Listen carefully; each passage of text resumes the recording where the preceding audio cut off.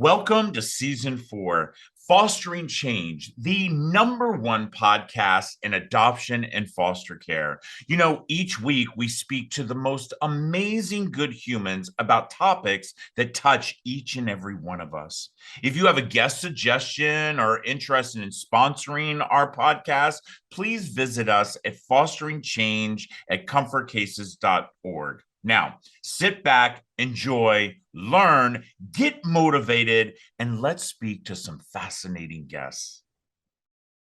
Well, the first thing I have to do is I have to say happy Mardi Gras. I actually, as crazy it is, I'm 56. I've never experienced Mardi Gras before. I've been to New Orleans several times, love it, absolutely think the world of New Orleans, but I've never actually experienced Mardi Gras. But I will have to tell you that my children, every single year, we do get that king's cake and try to find that baby. And I think that has to do. Well, my next guest, I am just so excited about. As I was going through social media, as you all know I always do, I ran across my next guest and I started stalking him. Not only because he is so funny, but I love the fact that him and his husband have three beautiful children, and that he's also a children's author, and he has his own podcast, and he's getting ready to have his own magazine that's coming out. So without further ado, Erik, welcome to Fostering Change. This is an honor, Rob. Sheer. Thank you for having me.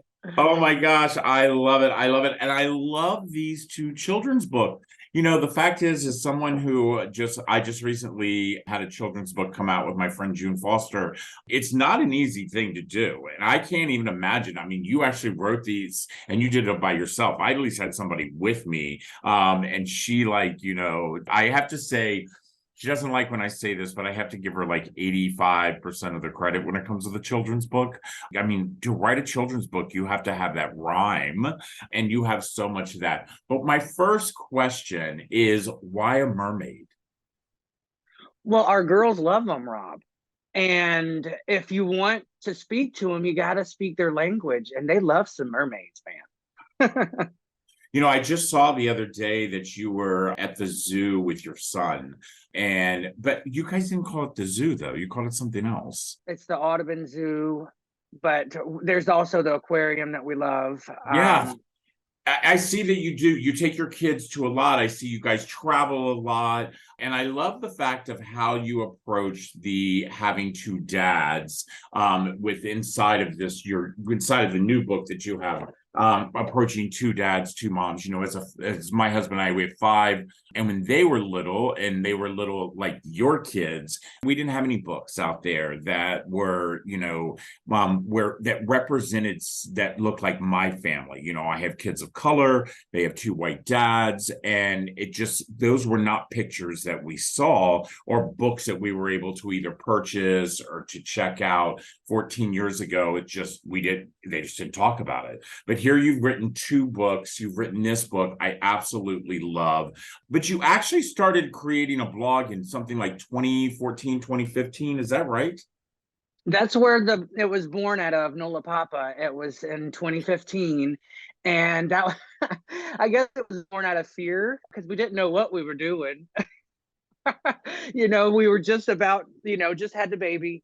And it was, we were told 5 to 7 years we were gonna have to wait, and it happened to be 3.5 weeks, and we just hit the ground running. And I felt like living in the South, it was kind of like all eyes on you when you walk in, and because we are 2 dads, and visibility, I felt like, was really important. And it was, as each year progressed, I thought it would, kind of sizzle, kind of calm, but it didn't. It was like more addressing, the elephant in the room. And why does it have to be an elephant? Let's like have more visibility, and kind of like, oh, there's a sweet gay dad family. It doesn't have to be an elephant. Right, right. I have to say this, and I get a lot of pushback from our LGBTQ other parents because I don't really want you to give me a title at all. I don't need to be called the gay parents. I look at my children. I was just actually giving a talk last week, and I said, do you want to hear the funniest thing? I have 5 kids, 4 boys and a daughter, and not a one of them likes a show tune. Not one of them likes going to a Broadway show. Not one of them is going to be listening to Barbra Streisand or Cher or Madonna. And that just shows you 2 humans raising 5 humans become individual humans. And, I want people to know me as Rob, who is a dad. I don't like that when people say, oh, there's that gay family. No, we're a family. And I also don't appreciate when people walk up to me and they say, oh my gosh, your family's so beautiful. I don't see any color. And I'm like, then you don't see my 4 black kids that are standing right here next to me because they are of color. And I think that it's very, very important that we do not try to, paint that fence thinking that they do not exist because their parents are white. What are you doing, you and your husband, when it comes to making sure that your children keep their identity of their color? Oh, I love that question. Thank you. Really, books are so important. And you can really, I feel like, we live in New Orleans. Happy Mardi Gras. And we're able just to walk down the block and experience. Oh, I got chill bumps. Like the culture and the charm that our city can just dances, and our children are able to see that. And that coupled with books like, one of our favorites, Rob, I don't know if you got it, but it's Trombone Shorty and his beginnings.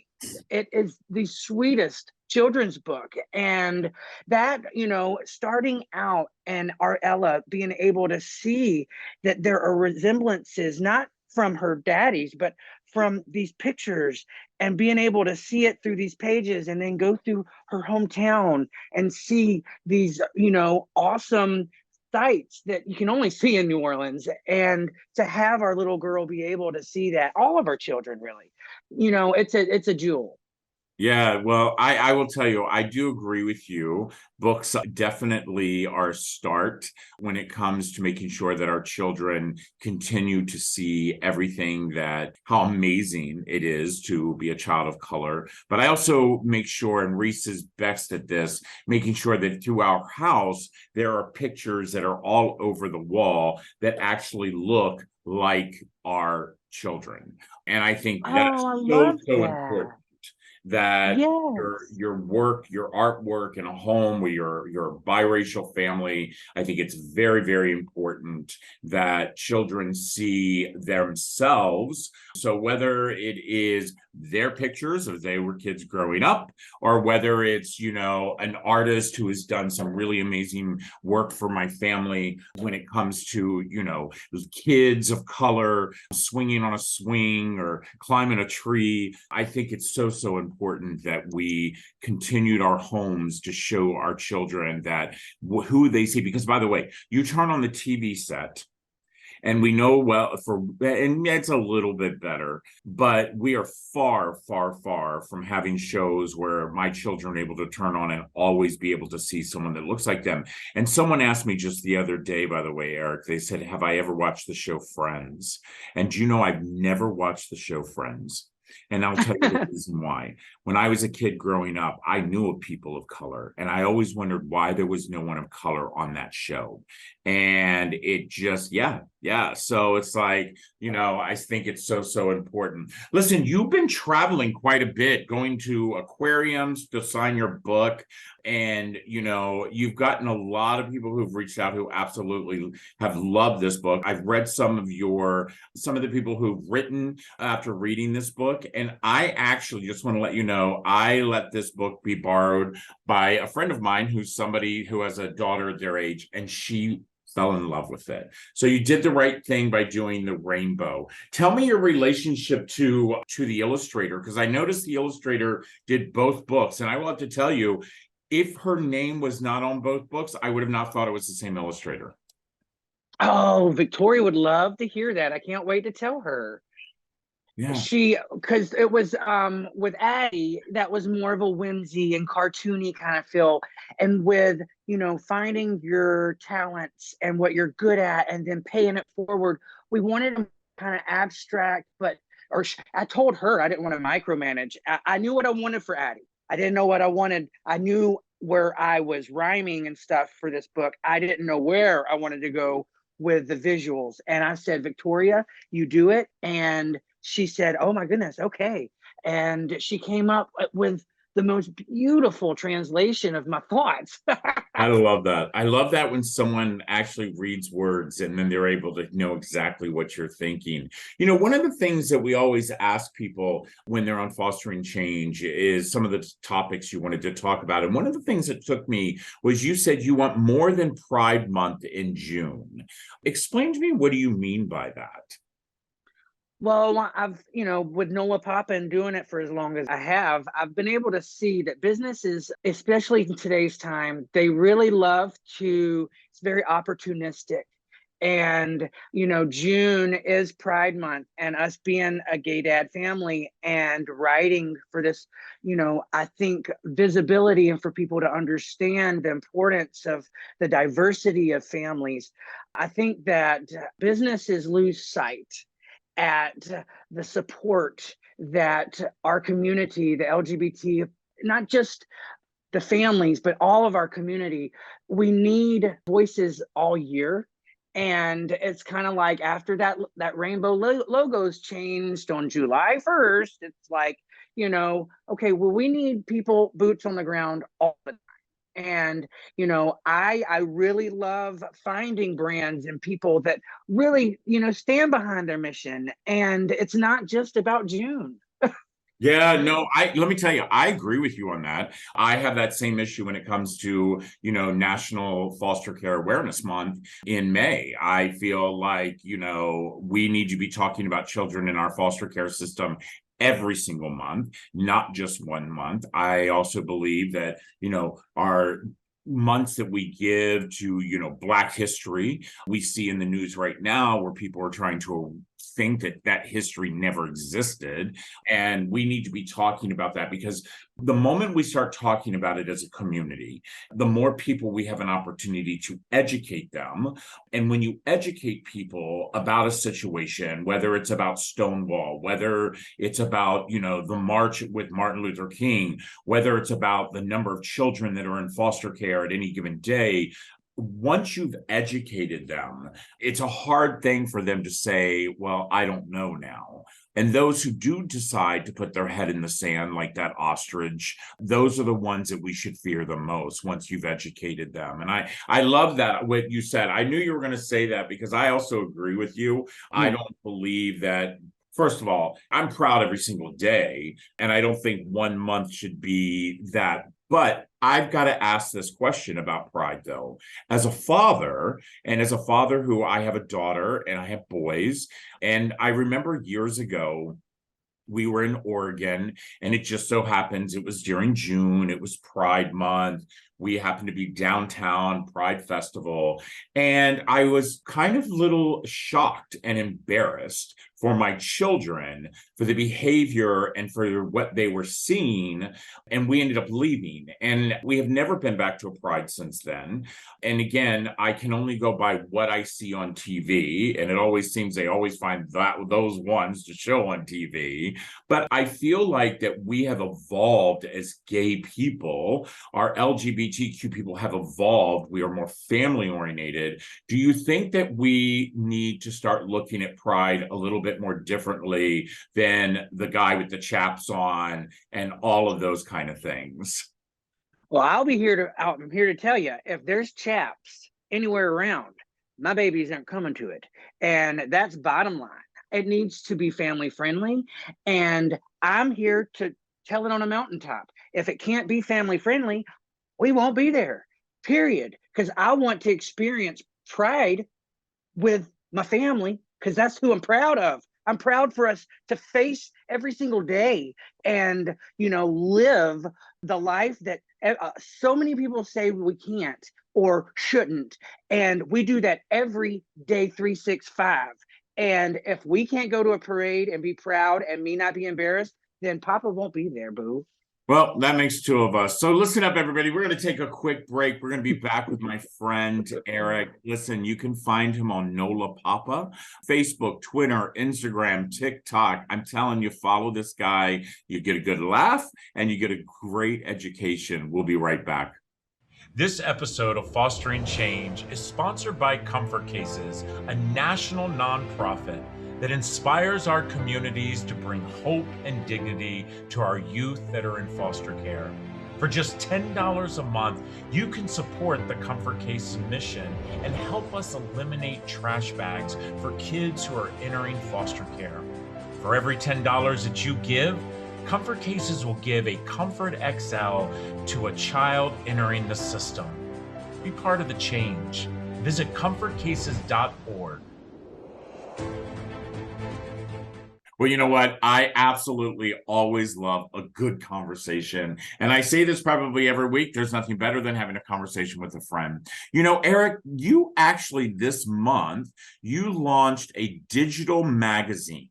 And I am excited for you. And I know how excited you are. But could you let our listeners and our viewers know exactly what is this digital magazine and what do you hope to gain by launching it? Thank you so much. It is something that I found out a long time ago. After the first email came from across the world, I saw that there were people reading, unbeknownst to me. I was like, wow, I'm just unloading my heart. And the longer I did it, the more the messages came. And I thought, if I'm getting these messages about what I'm talking about, then there's some meat and potatoes that we really need to talk about. And I have the resources to be able to find really talented authors and writers.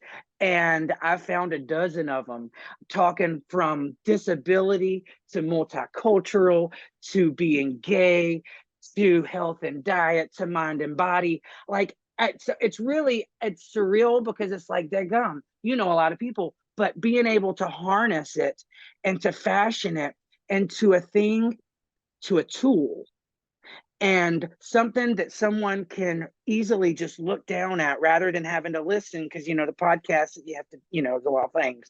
So to read it is so easy.